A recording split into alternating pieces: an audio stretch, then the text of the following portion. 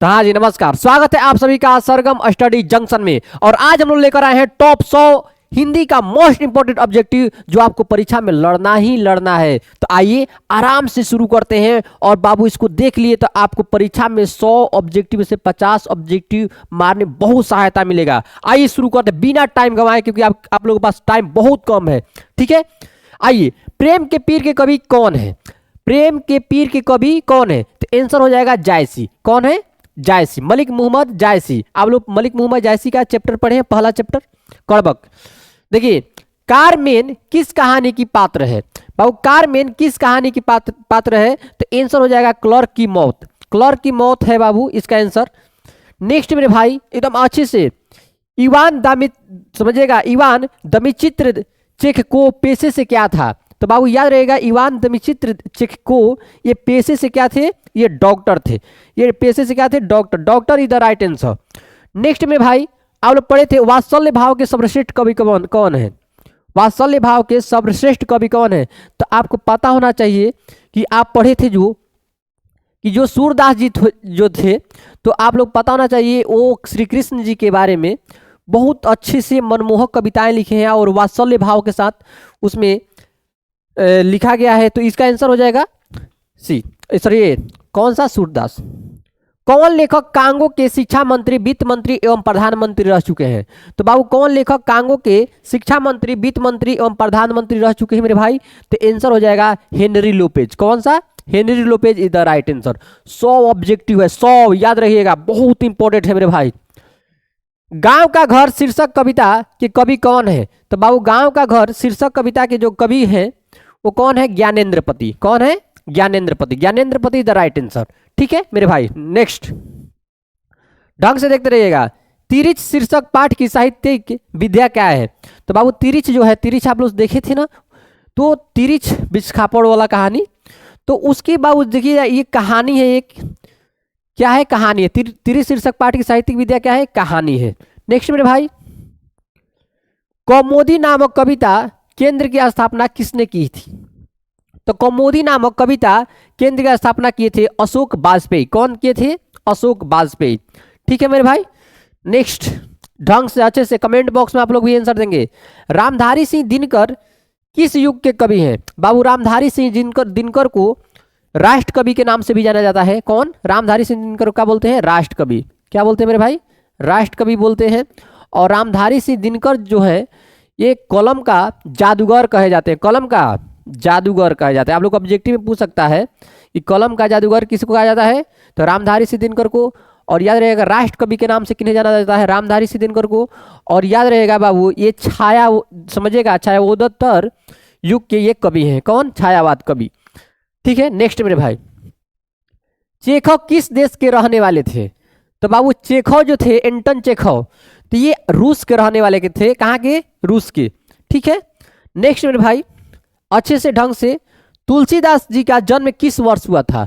तुलसीदास आप लोग परीक्षा में आ जाता है, तुलसीदास का बचपन का नाम क्या था? तो राम बोला। वही तुलसीदास जिन्होंने रामायण की रचना किए थे। तो तुलसीदास का जन्म किस वर्ष हुआ था मेरे भाई? तो 1543 इज द राइट आंसर। कब हुआ था? 1543 ईस्वी में।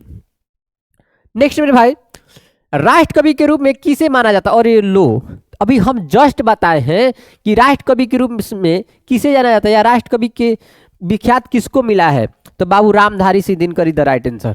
रामधारी, याद रखिए, कलम का जादूगर इन्हीं को कहा जाता है और कलम के सिपाही प्रेमचंद को कहा जाता है। देखिए मेरे भाई, जयप्रकाश नारायण का जन्म किस वर्ष हुआ था? तो बाबू वही जयप्रकाश नारायण। जयप्रकाश नारायण ये बिहार के लोकनायक है। बिहार के लोकनायक के नाम से किन्हें जाना जाता है? जयप्रकाश नारायण जी का।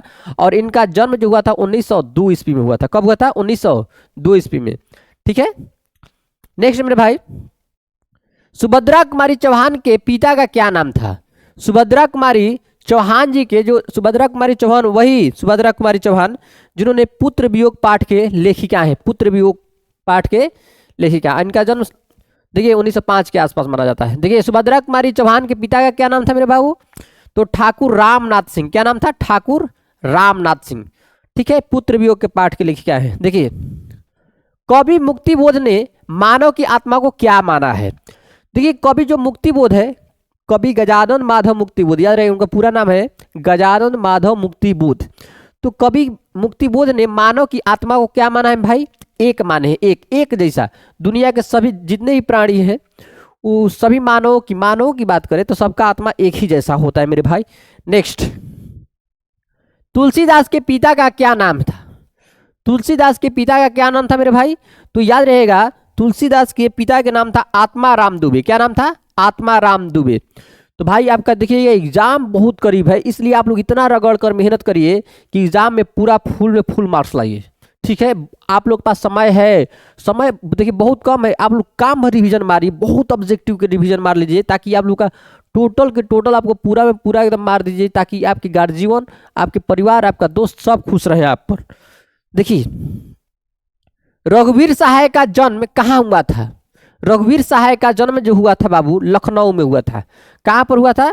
लखनऊ में हुआ था। Lucknow is the right answer. Next मेरे भाई, जूठन शीर्षक पाठ किस विधा से रचित है? तो जूठन जो है आप लोग पता होना चाहिए, ओम प्रकाश वाल्मीकि द्वारा लिखित एक क्या है? एक आत्मकथा है। तो ये आप लोग का आंसर हो जाएगा सी। जूठन शीर्षक पाठ किस विधा से रचित है बाबू? आत्मकथा। जूठन एक आत्मकथा है, आप लोग पढ़े थे। रच दीजिए इतिहास, बन जाइए बिहार बोर्ड का महानायक। आपका ही बारी है।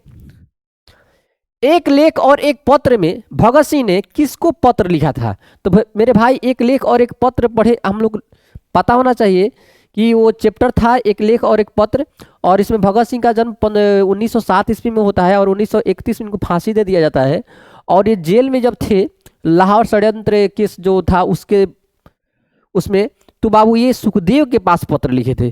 किसके पास? सुखदेव जी के पास। तो एक लेख और एक पत्र में भगत सिंह ने किसको पत्र लिखे थे? सुखदेव के पास लिखे थे। क्रांतिकारी थे लोग।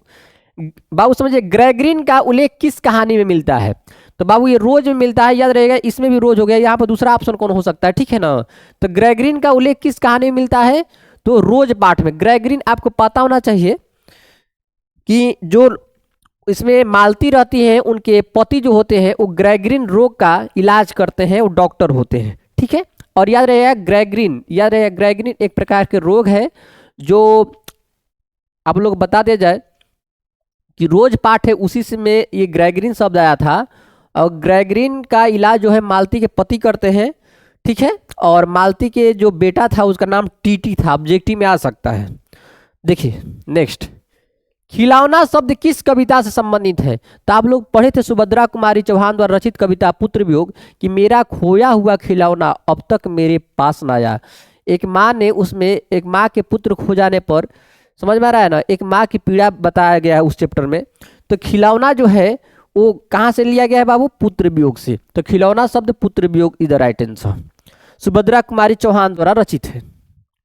निम्न में कौन कामायनी महाकाव्य का पात्र नहीं है?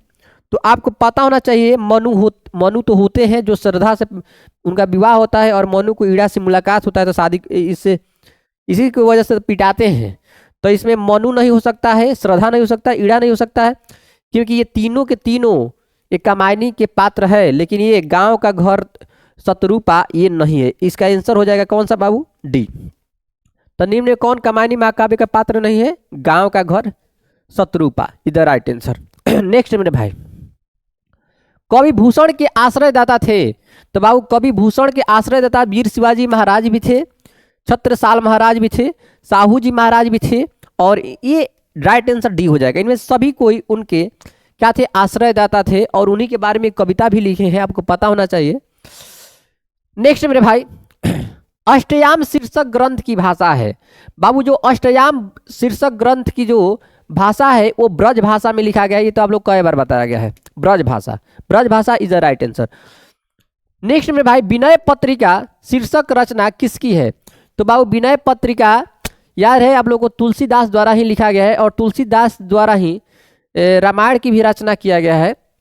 तो याद रखिएगा बबुआ, ये किसका हो जाएगा? Vinay Patrika is the right answer, Tulsidas की रचना है। ठीक है, नेक्स्ट में भाई, अंडे के छिलके शीर्षक रचना किसकी है? ए भाई ये कौन बड़ बात है।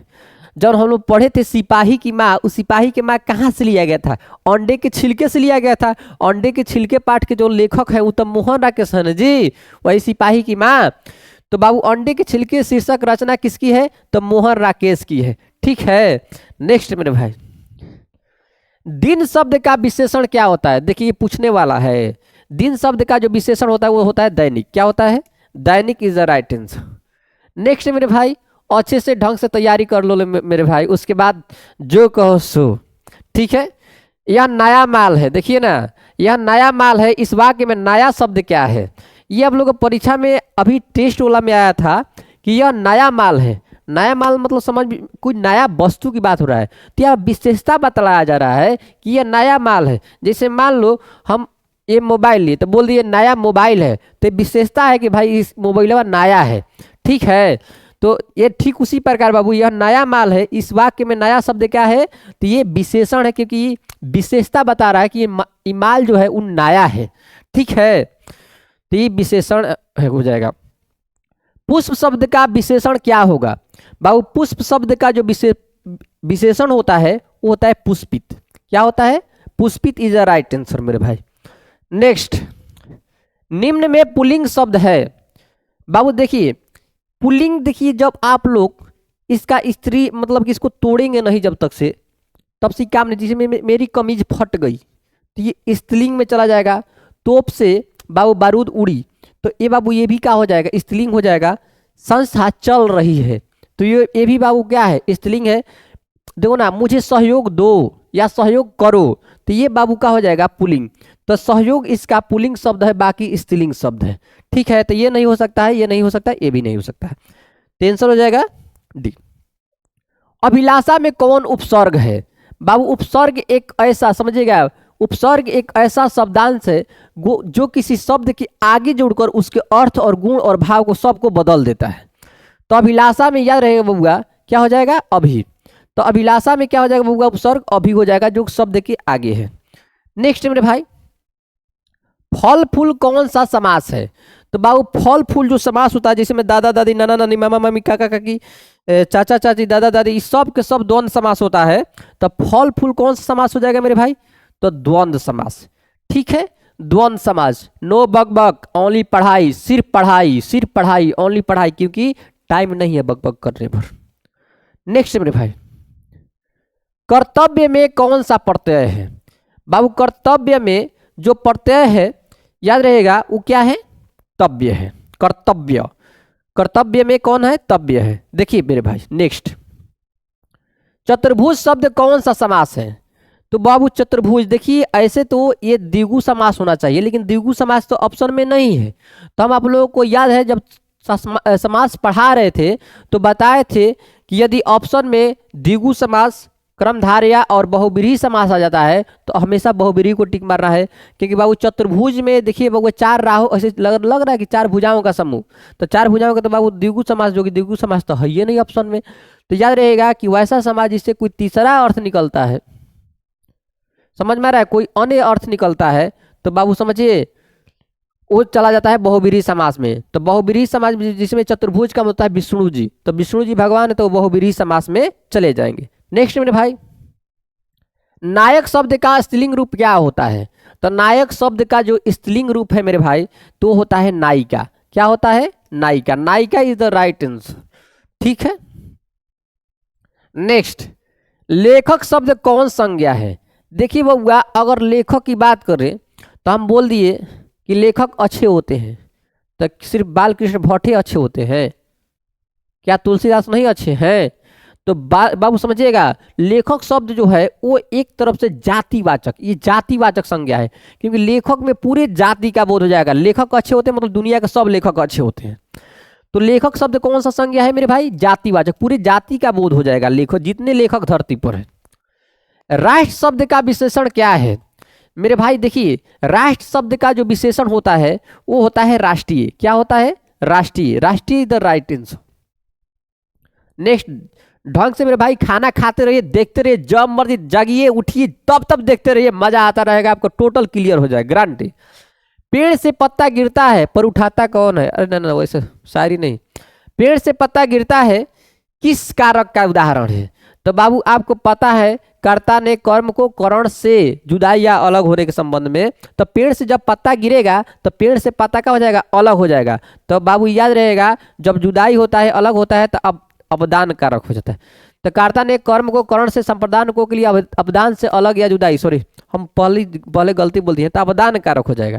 तो अवदान से जुदाई या अलग, ठीक है ना। तो पेड़ से पत्ता गिरता है किस कारक का उदाहरण है? अपदान, क्योंकि अपदान में आप लोग पता हो पेड़ से पत्ते गिरते हैं अलग या जुदाई दिखाता है, अपदान कारक। ठीक, नेक्स्ट मेरे भाई, आंखों से देखा किस कारक का उदाहरण है? तो बाबू देखिए ना, आंखों से देखा जिसकी सहायता से देखा जाता है। तो कर्ता ने कर्म को कौन से, करण से, तो इसका आंसर हो जाएगा क्या चीज? करण कारक। मेरे भाई करण कारक इज द राइट आंसर। आंखों से देखा माने करण से देखा, यानी बुझा रहा ना, कर्ण से। नेक्स्ट, त्रिकोण शब्द कौन सा समास है? त्रिकोण बाबू समझिएगा, आपको पता होना चाहिए इसका पहला शब्द जो है वो कौन सा है? त्रिकोण। ये आप लोग का संख्यावाचक है, संख्यावाचक में क्या होता है? द्विगु समास होता है, द्विगु समास। तो द्विगु समास इज द राइट आंसर, ठीक है। नेक्स्ट मेरे भाई, कुछ खा लो किस सर्वनाम का उदाहरण है? कुछ खा लो, पता नहीं क्या खाना है, तो बाबू नहीं पता है तो वह निश्चयवाचक सर्वनाम में चला जाएगा। कुछ खा लो, पता नहीं क्या है, तो कुछ भी या कुछ आ जाए सब जो पता नहीं है तो अनिश्चयवाचक सर्वनाम में चला जाएगा। नेक्स्ट मेरे भाई, स का उच्चारण स्थान क्या है? तो स का उच्चारण स्थान जो होता है बाबू मूर्धा होता है। क्या होता है? मूर्धा। आप लोग बताया गया था, जाकर चेक करिए अपने कॉपी में, बहुत अच्छे से ढंग से व्याकरण पढ़ाया गया है। तो स का उच्चारण स्थान मूर्धा है मेरे भाई। नेक्स्ट, पवर का उच्चारण स्थान क्या है? पवर, प दोनों शॉर्ट रहा है ना आपका, ओष्ठ। तो बाबू पवर का उच्चारण स्थान जो होता है वो होता है ओष्ठ। क्या होता है? ओष्ठ। ओष्ठ मेरे भाई राइट आंसर। देखिए, शिक्षा निम्न में से किसकी रचना है? तो शिक्षा तो जे कृष्णमूर्ति जी का लिखा हुआ है, अभी लगले तो पढ़ाए थे। तो शिक्षा निम्न में से किसकी रचना है मेरे भाई? तो जे कृष्णमूर्ति जी का। इसका राइट आंसर हो जाएगा बी, जे कृष्णमूर्ति जी। कृष्णमूर्ति, जे कृष्णमूर्ति, इनका पूरा नाम था जिद्दू कृष्णमूर्ति, ठीक है, इसलिए जे कृष्णमूर्ति। नेक्स्ट, जायसी की रचना निम्न में से कौन है? जायसी बोले तो मलिक मोहम्मद जायसी, तो बाबू पद्मावत है। कौन? तो बाबू पद्मावत। पद्मावत याद रहिए, टोटल के टोटल आप लोगों का जो कड़बक पाठ पढ़ाया गया है, तो कड़बक पाठ में टोटल के टोटल बाबू पद्मावती से न लिया गया है जी। तो जायसी की रचना निम्न में से कौन सा है? पद्मावत, ठीक है।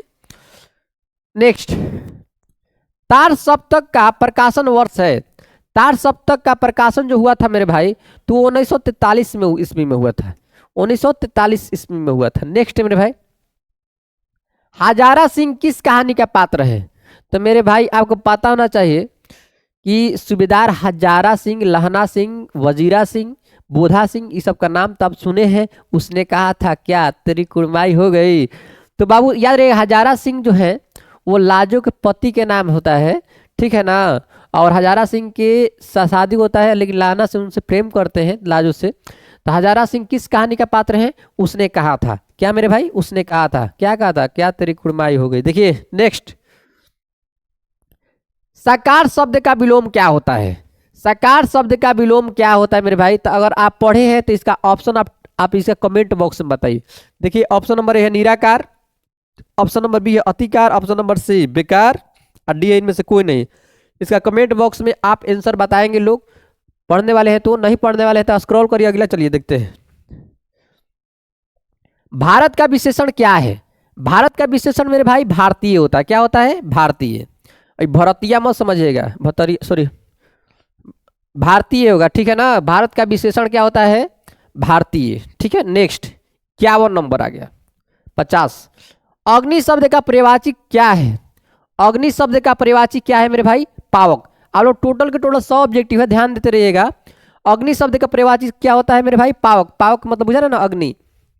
नेक्स्ट, 51 नंबर, संपूर्ण क्रांति भाषण निम्न में से किसने दिया था? संपूर्ण क्रांति निम्न में से किसने दिया था?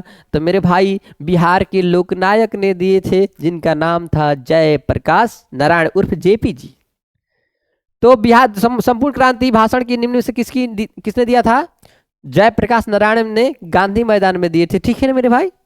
नेक्स्ट, जूठन शीर्षक आत्मकथा में निम्न में से किसकी रचना है? तो जूठन एक आत्मकथा ऑब्जेक्टिव में पीछे भी आया है। तो जूठन शीर्षक आत्मकथा निम्न में से किसकी रचना है? तो मेरे भाई जूठन जो है ओम प्रकाश वाल्मीकि द्वारा लिखा गया ये क्या है, आत्मकथा है। नेक्स्ट मेरे भाई, अब बहुत अच्छा चैप्टर है, अगर पढ़ेंगे तो मजा भी आता है एकदम, कि बहुत बड़ा आदमी बन जाते हैं लास्ट में वो। हिंदी साहित्य का सूर्य किसे कहा जाता है? हिंदी साहित्य का सूर्य, सूर्य सूर्य सूरदास को कहेंगे, और ये किसको कहेंगे? तो हिंदी बाबू साहित्य का सूर्य किसे कहा जाता है मेरे भाई? तो सूरदास को कहा जाता है। आप तो इनको बारे में पढ़े हैं, सूरदास जी को बारे में, कि सूरदास जी जो कृष्ण भक्ति के एक मनमोहक, एक बाबू समझ वात्सल्य भाव के कवि हैं सूरदास जी। अर्धनारीश्वर हिंदी साहित्य की कौन सी विद्या है? तो बाबू याद रहे कि अर्धनारीश्वर हिंदी साहित्य की कौन सी विद्या है मेरे भाई? तो अर्धनारीश्वर जो है मेरे भाई वो निबंध है, और आप सभी को पता होना चाहिए कि अर्धनारीश्वर में भगवान शंकर और पार्वती मैया के कल्पित रूप को दिखाया गया है। ठीक है, नेक्स्ट मेरे भाई, और अर्धनारीश्वर पाठ के लेखक जो है वो कौन है? रामधारी सिंह दिनकर। अज्ञेय का जन्म स्थान कहाँ है? तो बाबू वही अज्ञेय के नाम सुने हैं ना, सचिदानंद हीरानंद वत्स्यान अज्ञेय, यानी कि अज्ञेय का पूरा नाम था सचिदानंद हीरानंद वत्स्यान अज्ञेय। तो उनका जो जन्म स्थान है कुशीनगर उत्तर प्रदेश में पड़ता है। कहाँ पर? कुशीनगर उत्तर प्रदेश। नेक्स्ट मेरे भाई, मेरे बंधुओं, मेरे बबुओं, देखिए हिंदी कहानी के विकास में मील का पत्थर कौन सी कहानी मानी जाती है? तब अब हिंदी कहानी विकास में देखो ना, हिंदी कहानी के विकास में मील का पत्थर जो है, जो कहानी शुरुआत होता है तो वो है, उसने कहा था बाबू, उसने कहा था को ही मील का पत्थर माना जाता है। ठीक है ना, क्योंकि ये कहानी जो है ना, जो सुन लेते हैं वो पत्थर के समान हो जाते हैं, कभी भुलाते नहीं उनको ना। बूढ़े होने पर भी अगर पूछोगे तो याद रहता है, उसने कहा था क्या तेरी कुड़माई हो गई। तो हिंदी कहानी के विकास में मील का पत्थर कौन सी कहानी को मानी जाती है? उसने कहा था, क्योंकि इसको भुलाया नहीं जा सकता है। ठीक है, जाकर देख लीजिएगा। कविता के नए प्रतिमान के रचयिता निम्न में से कौन है? बाबू कविता के नए प्रतिमान के जो रचयिता है उनका नाम है क्या चीज? नामवर सिंह।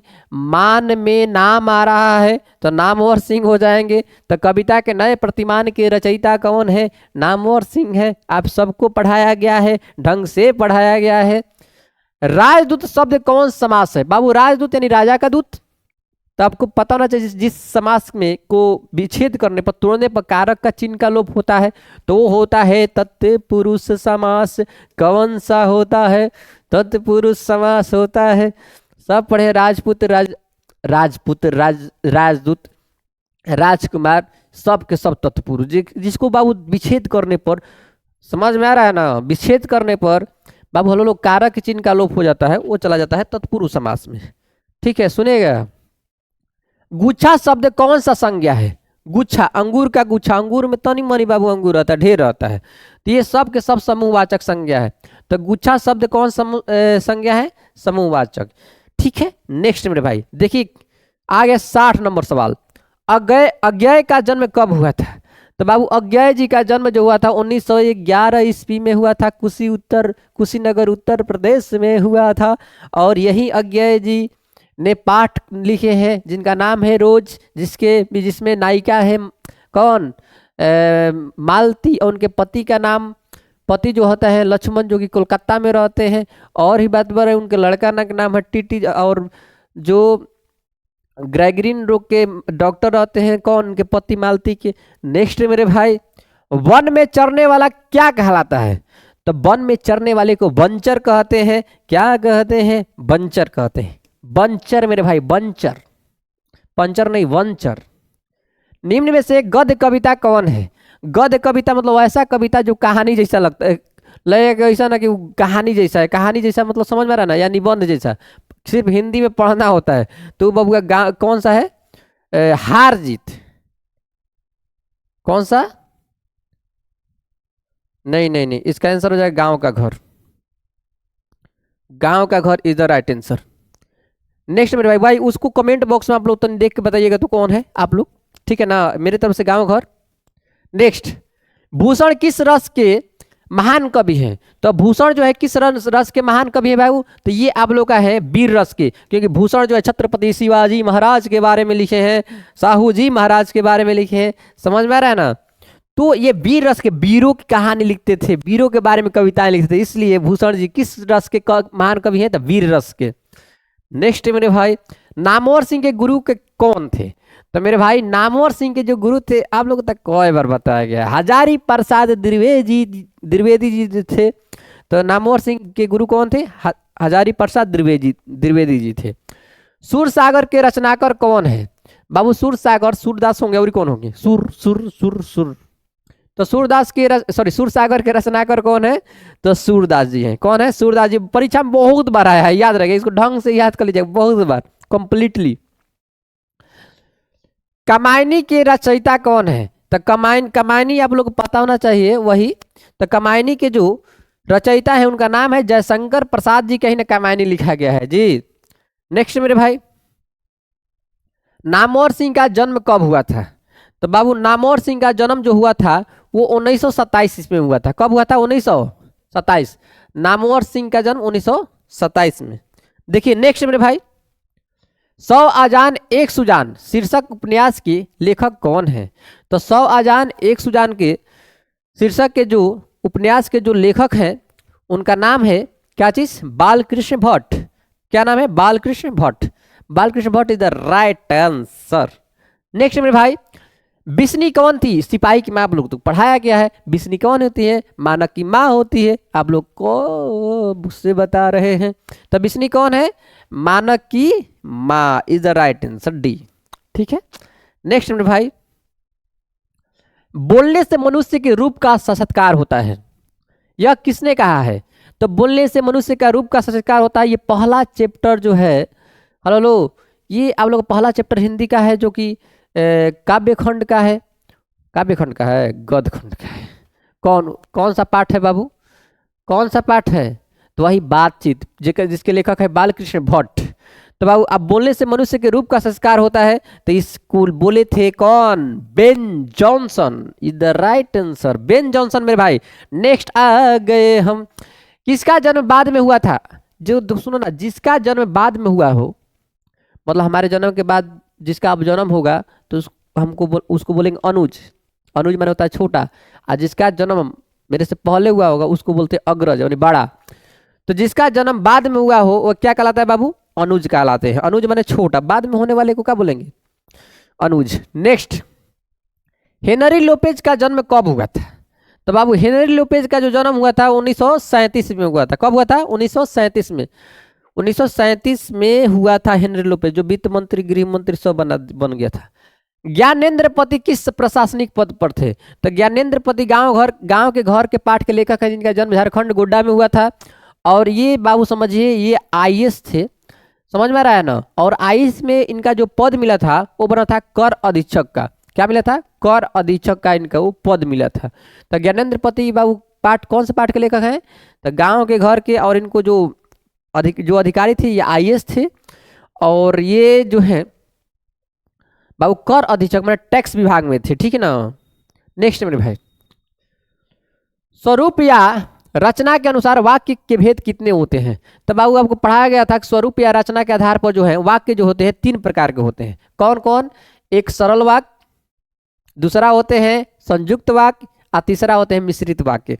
तो बाबू याद रहेगा, स्वरूप या रचना के आधार पर वाक्य जो होते हैं 3 प्रकार के। कौन कौन? सरल वाक्य, संयुक्त वाक्य और मिश्रित वाक्य।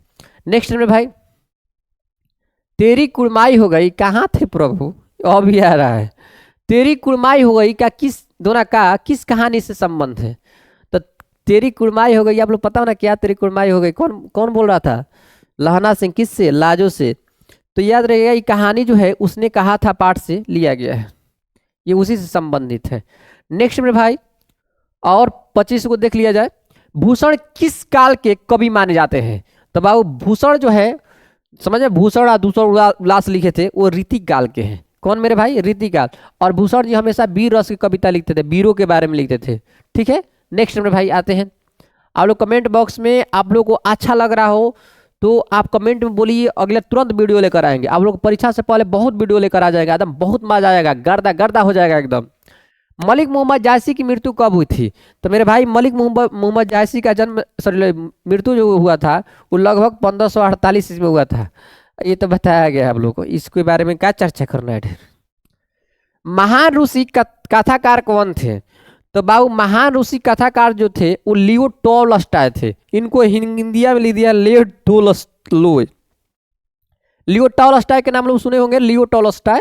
तो महान रूसी कथाकार जो थे लियो टॉलस्टॉय थे, तो एक में दिया लियो टॉलस्टॉय, तो लेकिन लियो टॉलस्टॉय होगा, ठीक ना।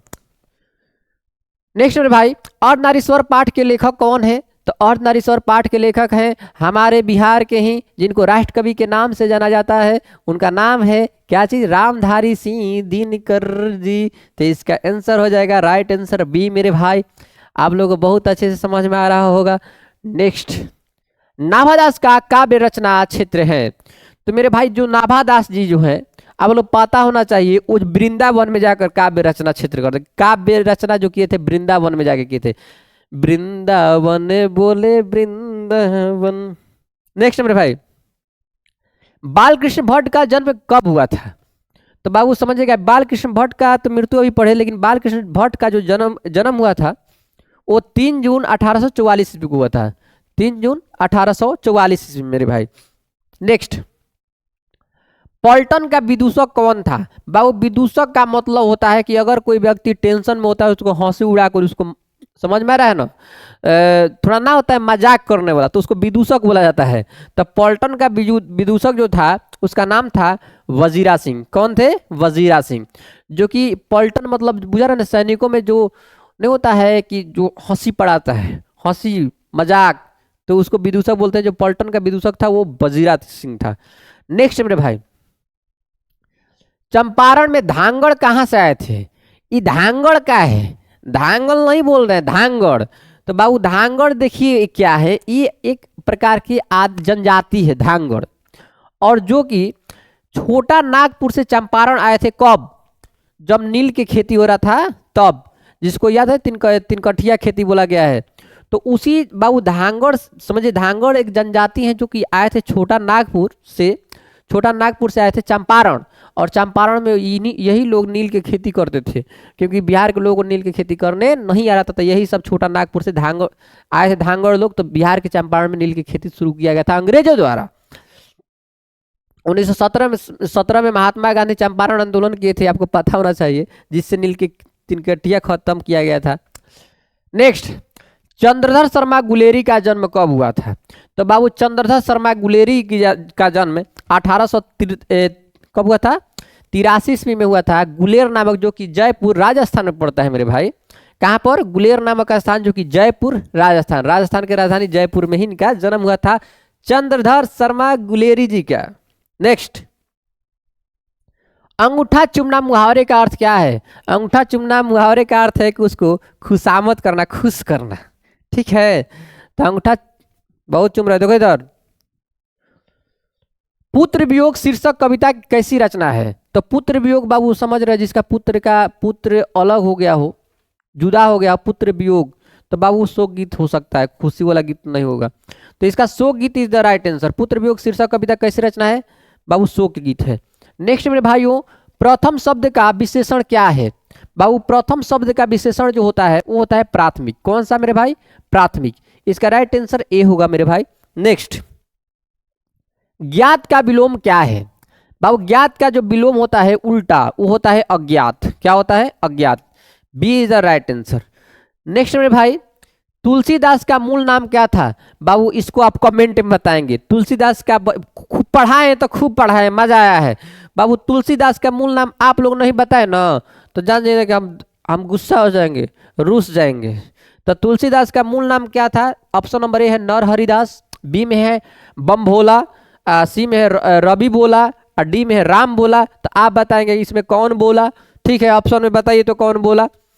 देखिए, बिखरे मोती क्या है? बाबू बिखरे मोती जो है एक कहानी संग्रह है, आप लोग पढ़े भी थे। बिखरे मोती कहानी संग्रह है मेरे भाई। अमृत का पर्यायवाची शब्द समझिएगा, पर्यायवाची नहीं है, अमृत का पर्यायवाची नहीं है। तो अमृत का बाबू समझिएगा, देखिए बाबू पर्यायवाची में ना अमीय भी आता है, अमृत का पीयूष भी आता है, संस्कृत वाला बुक में लिखा होता है, सुधा भी होता है, लेकिन रसाल नहीं होता है। तो इसका रसाल इज द राइट आंसर, रसाल नहीं होगा। नेक्स्ट मेरे भाई, सदैव किस संधि का उदाहरण है? तो बाबू सदा प्लस एव। तो सदा एवं बहु समझिएगा, ये तो आप लोग को आ जाएगा कौन सा, वृद्धि संधि। तो इसका आंसर हो जाएगा बाबू वृद्धि संधि, ए हो जाएगा। तो सदैव की संधि का उदाहरण है वृद्धि संधि का। नेक्स्ट मेरे भाई, मुक्तिबोध की माँ का क्या नाम था? गजानन माधव मुक्तिबोध के जन्म माँ का नाम पार्वती बाई था। क्या नाम था? पार्वती बाई। आप लोग तो पढ़े थे इसको, ठीक है। नेक्स्ट मेरे भाई, सूरदास के गुरु का क्या नाम था? तो बाबू सूरदास के आप लोग पता होना चाहिए, उनको तो कवि गुरु का नाम था बल्भाचार्य था। मेरे भाई क्या नाम था? बल्भाचार्य था। तो बल्भाचार्य थे, आप लोग पढ़ाया गया है कई बार। नेक्स्ट मेरे भाई, संघ शब्द क्या है? बबुआ देखिए, वैसी भाषा जो हमारे देश में बोली जाती है उसको देशज, दो जो भाषा दूसरा देश ले आया हो विदेशज, और जो बाबू संस्कृत के बिगड़ा रूप हो और उसको लिखते हैं अपने भाषा में उसको तद्भव। अब बाबू संस्कृत के मूल शब्द को ही तत्सम बोला जाता है। तो ये बबुआ ये संघ जो है संस्कृत शब्द है जो कि तत्सम होगा। इसका राइट आंसर क्या होगा? क्या होगा मेरे भाई? तत्सम, ठीक है, संस्कृत के मूल शब्द है।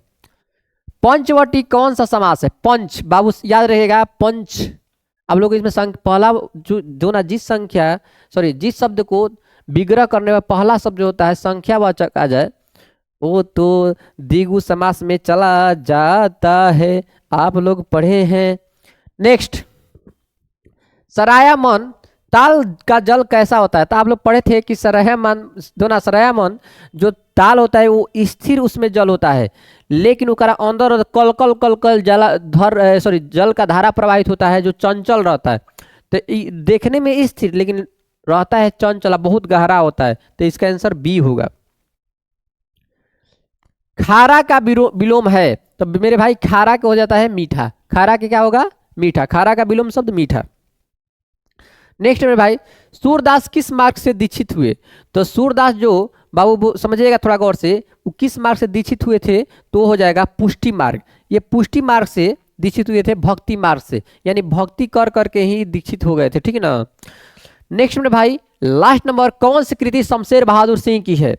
तो बाबू ऑप्शन नंबर ए है गुलामी का नासा, बी में है मुकुल, सी में काल तुझसे होड़ है मेरी, और डी है विशाख। आप लोग इसको कमेंट बॉक्स में बताएंगे, हमेशा लास्ट वाला सवाल छोड़ देते हैं मेरे भाई। तो आप लोगों को यदि ये समझ में आया होगा तो आप इसको सब्सक्राइब करेंगे, इस चैनल को लाइक करेंगे और दोस्तों के पास शेयर करेंगे मेरे दोस्तों। जय हिंद दोस्तों।